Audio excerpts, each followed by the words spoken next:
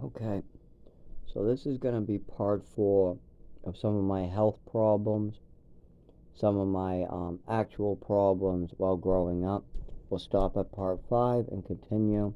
The color code is black and white. That's all for me, anyways, for later when I go through this again.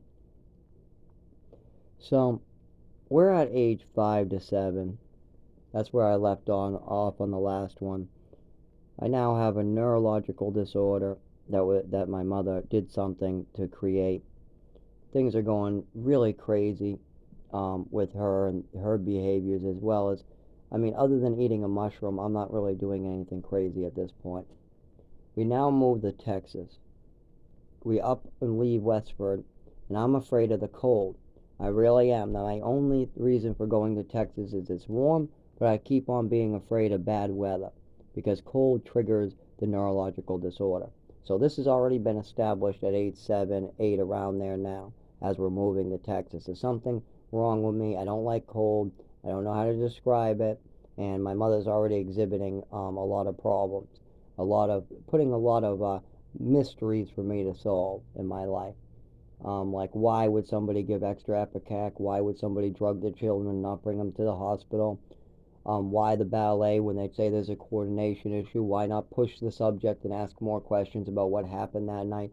Why not, when I say that something is wrong, why not ask more questions about what was wrong with me instead of saying forget about it? There's a lot of issues there that I'm wondering about why somebody would do all these things. Why was I passed out from my own exhaustion? I wanted to stay awake. Why was I so lethargic for 4 hours and I couldn't stand up and I felt dizzy and I kept on passing out and falling asleep? What was that all about? And that was right in front of whatever judge. I mean, I passed out as soon as we got in there on the bench, so I don't remember anything. But I remember passing out and falling asleep and then being woken up and brought out of there. I was brought out, went to a party, and people knew something was wrong. They said, "You look sad. You look depressed. What? You're not happy to be in the family?" People, at least 3 to 4 individuals, asked me questions about my um, tired appearance or my depressed appearance, but they weren't told that I was just given drugs previously. So these things, I mean, people would just see me looking all tired and lethargic and down, and they had no idea that just previously, an hour or two ahead of time, I was given drugs. I was on a lot of prescriptions at this time. The amount of prescriptions were a lot. Right before we moved to Texas, about 7 years old or something like that, the prescriptions started getting out of hand. My mother would invite friends over and show them how she was giving me 5, 6 pills. She literally was showing this to some of her friends from her school. I'm not sure what that was about, and I used to take them dry too. Some of her teacher friends were a little concerned. You could tell from the look on their face. I didn't know why they were concerned with what my mother was doing, but they looked concerned when these people would come over to the kitchen in Westford, and I was giving them these handful of pills. We moved to Texas, and actually things seem to go a little better. I still am cold, still hurting me. I obviously still have the neurological condition, but it seemed like the drugs lightened up. The amount of drugs I was being given lightened up. My behaviors lightened up. The only thing my mother was really about is some fight with the school. She didn't want. She held me out a day, and she was always fighting with the school. The school wasn't too happy with her, and they would get into fights and arguments. Um, my mother was still drinking, but I don't remember it really being as violent. And there was just Texas seemed to be a good year. It was going a little better. And mine, I was just having normal child behaviors. It wasn't anything crazy. It was everything else that a normal child at that age would probably be doing, making a slip and slide, stuff like that. Running away, and then coming to the front door to tell them I ran away. That's all kid stuff. That's normal. There's nothing really weird about that. So I remember that being a pretty normal time. I remember my mother still pushing doctors, as well as some of her behaviors were affecting me. But it wasn't like terrible, terrible like it ends up later when we move back to Mass. Then I get put into it. So my mother thinks there's some attachment disorder. All it is I want to know what she's doing to me. And I told her it's with you. It has nothing to do with my biological mother.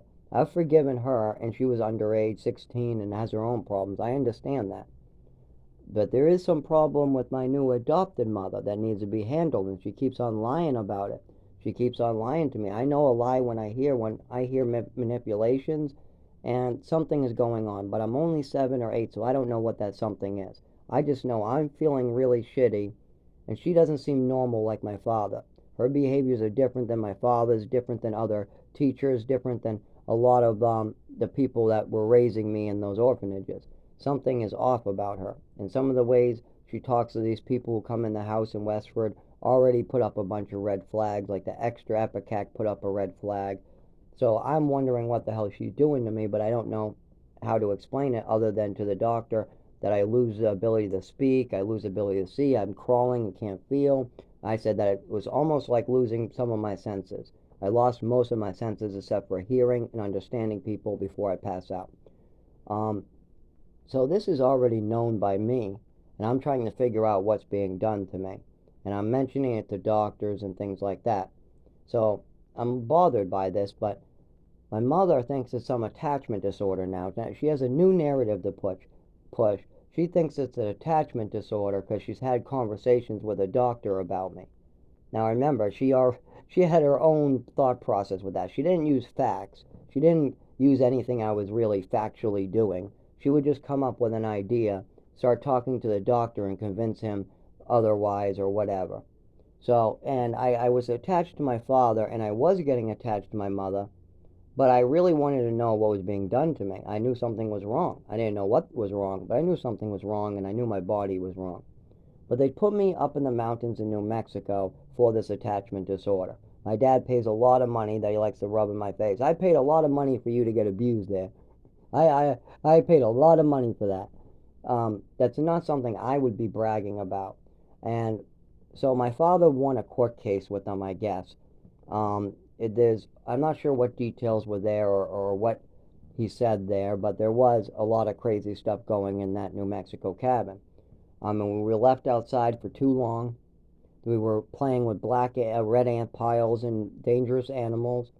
We were being thrown across the room. I got food poisoning and was being forced to eat rotten food. The fridge would go bad or the freezer would die overnight, and the staff would not want to handle it on their shift, so they would just try to force us to eat it. And they didn't want to handle it. And a lot of times we got very sick from eating rotten meat or rotten milk, both of them. I mean, really rotten, like stinky and chunky milk, and this is really rotten food. And so we would get sick for weeks, vomiting. We couldn't stand up. We would be shitting all over the place. It was bad, real bad. There was also a goldfish game where one of the staff would throw a goldfish at you, and if it hit you while you were reading a book, then he would have to take your arms and strangle you until you were blue.